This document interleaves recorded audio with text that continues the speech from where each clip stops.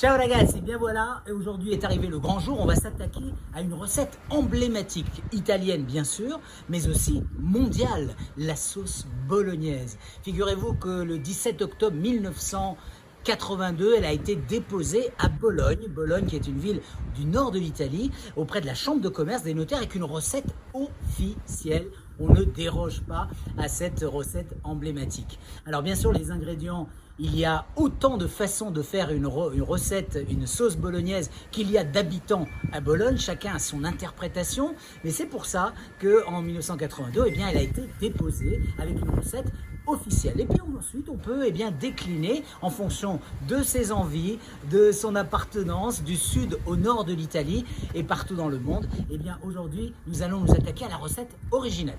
Ok, on va regarder les ingrédients ensemble et puis après on démarrera cette célèbre recette. Le tableau des ingrédients indispensables. Alors vous allez voir une petite anecdote. On démarre toujours avec la garniture aromatique, il sofrito. Le sofrito est composé de ces carottes, du céleri, un petit peu d'ail et de l'oignon. Ça compose la garniture aromatique. Ensuite, eh bien, il y a la viande. Une viande de bœuf hachée, il est préférable de l'avoir un petit peu grasse parce que c'est une longue cuisson. C'est un ragoût, on l'appelle ragoût à la bolognaise, on ne l'appelle pas pâte à la bolognaise en italien. Et le ragoût à la bolognaise, qui vient d'ailleurs du français, ragoût, donc qui mijote très longtemps, il va cuire 2 à 3 heures. Et ensuite, eh bien, dans la recette traditionnelle, on utilise ici de la poitrine de porc.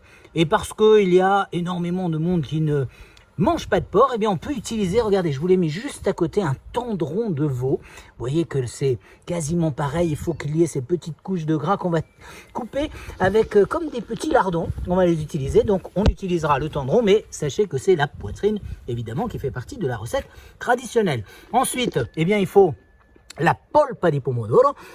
Et on va utiliser plutôt des tomates pelées. Les tomates pelées entières, c'est mieux que de la pulpe de tomates parce qu'au moins on est sûr que les tomates sont de très bonne qualité. Et regardez ce que j'ai juste à côté, la passata di pomodoro. Celle-ci, elle a une particularité, c'est qu'elle est faite chez moi. Regardez, hop, vous voyez, c'est le millésime. On le fait dans nos campagnes avec des tomates fraîches, on les fait bouillir ensuite au bain-marie. Ça peut rester des années, c'est excellent. C'est de la tomate fraîche. Ensuite, eh bien, il nous faut du bon lait. Et oui, il faut du lait dans la recette. Du vin. Alors, dans la recette traditionnelle déposée à la chambre de commerce, c'est du vin blanc. Pour la couleur, on peut utiliser du vin rouge. C'est pas interdit. De l'huile d'olive, bien sûr.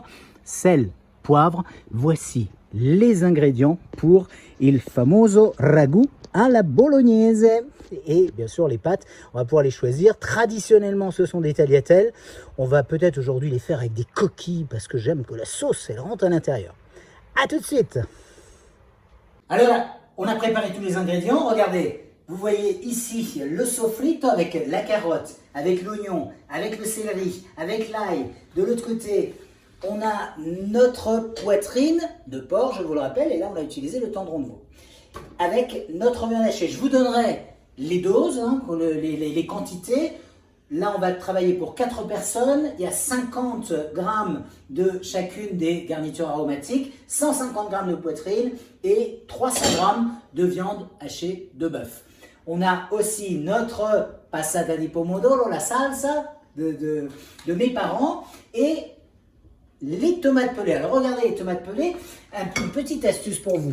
Vous versez les tomates pelées, vous voyez qu'elles sont entières, elles sont délicieuses. Prenez vos mains, vous êtes bien lavées, vous les écrasez. Alors attention, évidemment, il y en a un petit peu partout. Écrasez-les à la main, c'est super, ça vous permet d'obtenir une belle passata et vous êtes sûr que les tomates sont bien fraîches. Regardez ça, ça vous pouvez le mettre même sur une pizza, c'est déjà super. Ok, et on attaque avec le premier des ingrédients que l'on va utiliser. On se revoit dans quelques instants. On va attaquer avec notre poitrine. A tout de suite. Ok, ci siamo? Ecco qua.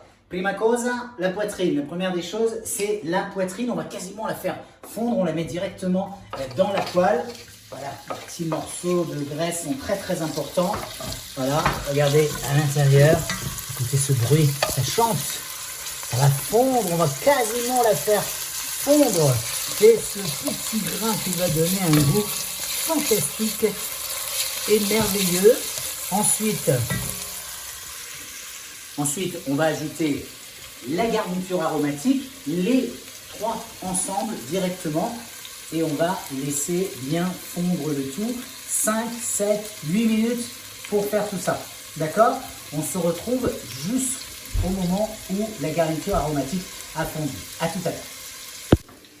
Alors les ragazzi, venez voir un petit peu ce qui se passe à l'intérieur de cette casserole. Regardez un petit peu les sucs de la viande. Regardez, elle est en train de se dessécher, mais parce qu'elle perd tous ses sucs, elle a surtout perdu son eau.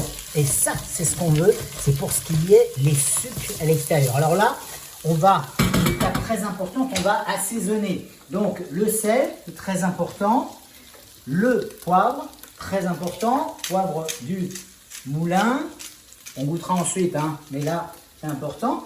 Et puis allez, un petit secret. Ça ne fait pas partie de la recette traditionnelle déposée à la chambre de commerce, mais énormément de cuisiniers, même des chefs étoilés aujourd'hui qui utilisent il rago alla bolognaise, vous conseille de mettre un petit peu de romarin et de thym. Je trouve qu'en bouche, même si c'est coupé très fin, c'est assez désagréable. Alors regardez ce que j'ai fait. Venez, approchez-vous. Tout à l'heure, j'ai fait une infusion de thym, de romarin et de sarriette dans une eau bouillante.